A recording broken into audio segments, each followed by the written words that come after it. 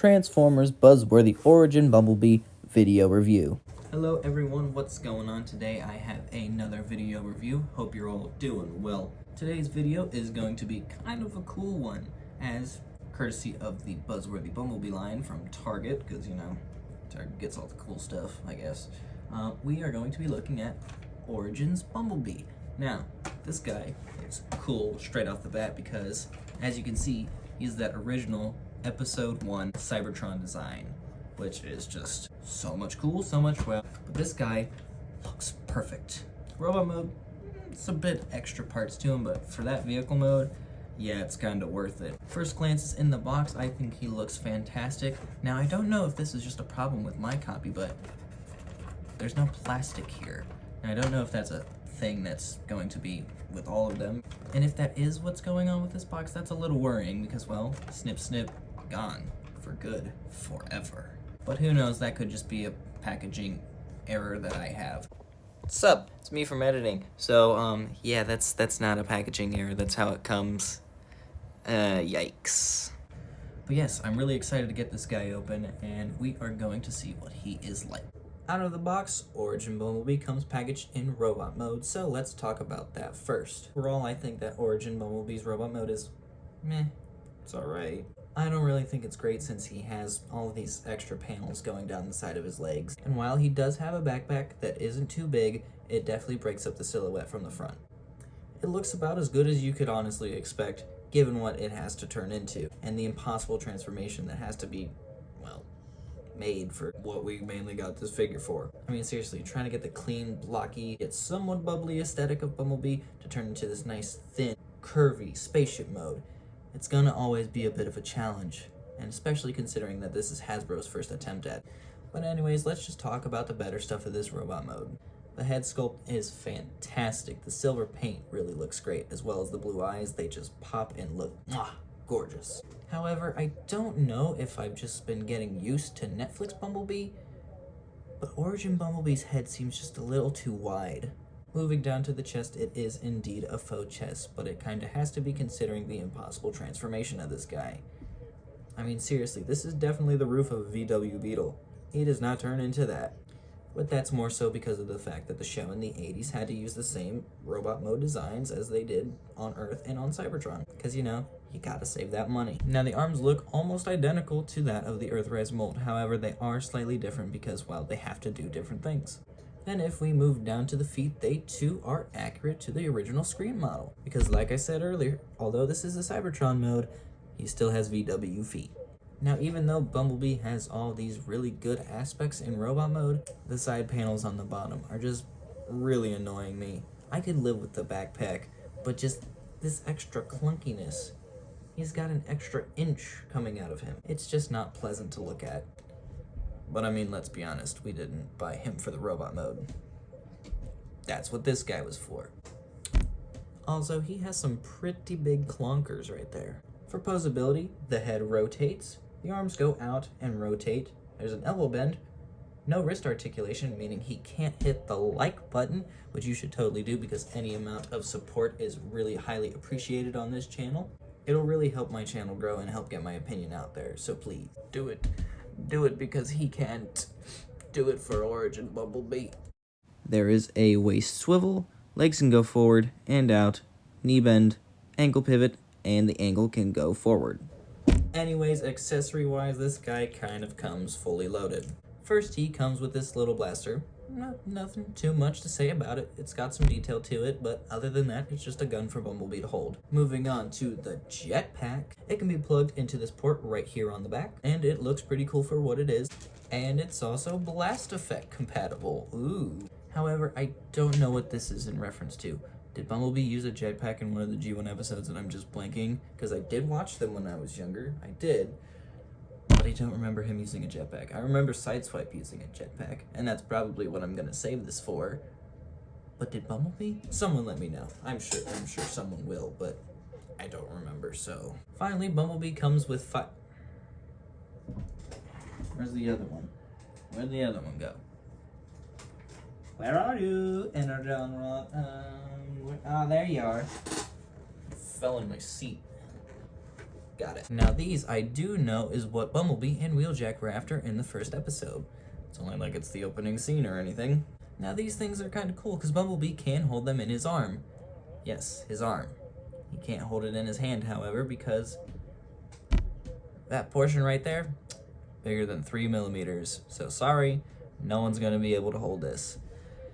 Which sucks, yes, but what can you do to really change it? He honestly comes with so many though that if you have him holding all of them in his arm, he kind of looks like a dad trying to get all the groceries inside the house in one trip. No, just me. All these accessories and some combination of all 3 of them can put Bumblebee in some really cool and unique poses that we haven't been able to get before. I really appreciate the inclusion of these Energon rods, as it is, I think, the first time that we've gotten these. But come on, just let them hold them. If you can let them hold guns, you can let them hold Energon rods. So don't make that same mistake next time, Takara. Unless I'm missing something. Unfortunately for the Energon rods, though, they are going to go in this bag.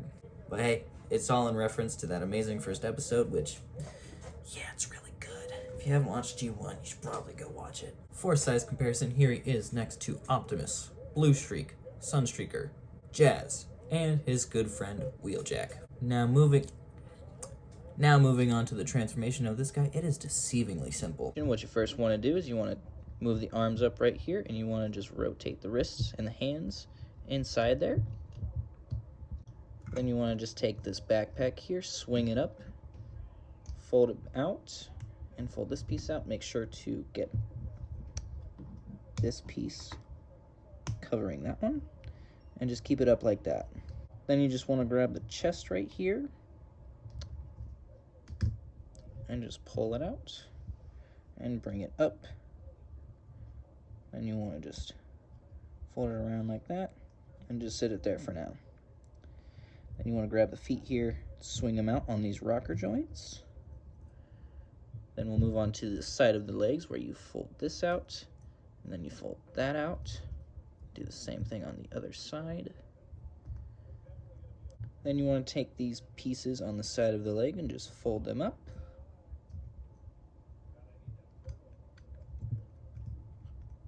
Oh, I just unfolded it. Look at me go. So then what you'll want to do is just move this side piece up.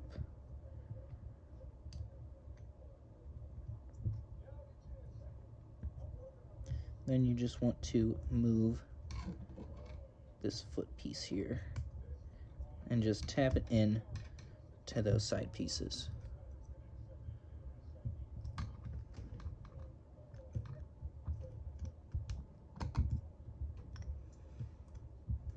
So then you want to make sure that these are hanging out just like this. You want to rotate it at the waist.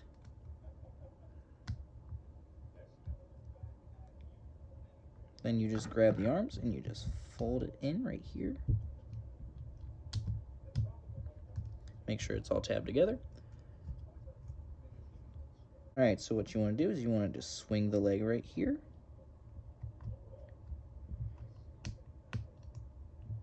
And just line it up. And you want to just tab this piece into there. Do the same thing on the other side. Then you just want to tab everything in, make sure it's all together. Then just fold this piece up, and then you have him in his vehicle mode. Man, that is a good, fun, easy transformation. It still blows my mind how they were able to turn the slightly bubbly and right-angled Bumblebee robot mode into this flying saucer that looks absolutely 100% to the original. It's breathtakingly simple and just so damn cool to finally have it. Now let's hope there's one for Wheeljack too. Now there's not too much to say about vehicle mode other than you can store the jetpack and the gun on here, but it looks really dumb. So the jetpack can wait for sideswipe, and the gun can go into my other accessory bag. But honestly, this mode doesn't even have to do anything. It just has to look like this, and it does to perfection. All the nice yellow pieces with the nice blue transparent window with the silver grille up front. It all just looks so, so good. And I can tell you right now, this is how he will stay in my collection and probably everyone else's collection. Now for a size comparison, here he is next to Siege Megatron, Netflix Hotlink, and that's really all of my Cybertron mode figures. Protoform Optimus Prime. That's Cybertron mode. ish. In conclusion, this guy is great. The robot mode, although pretty weak and kibbly, is not a bad representation of Bumblebee. Not the best, but it's not horrible. But this flying saucer mode is just so damn good. Flying saucer frisbee? I don't know what it is. It's the thing. It's just so clean and elegant. It's honestly baffling that this hasn't been tried before yet. The transformation genuinely just puts a smile on my face every time I complete it. It's simple, it's fun, and it goes from such a block-heavy robot mode to this curvy, voluptuous mode. So if you see this guy on Target shelves, or you see him online, I recommend highly, like 10 out of 10, pick him up. It's a wonderful figure that finally makes a great attempt at episode 1, scene 1 Bumblebee, and it is just... Hopefully we can get a Wheeljack, a Soundwave, or maybe even the Tetrajet Seekers like this. But honestly, if this is all we get, I'll be more than happy. Now, with that said, I'll be signing off, and I'll see you guys in the next one. Don't forget to like, comment, and subscribe.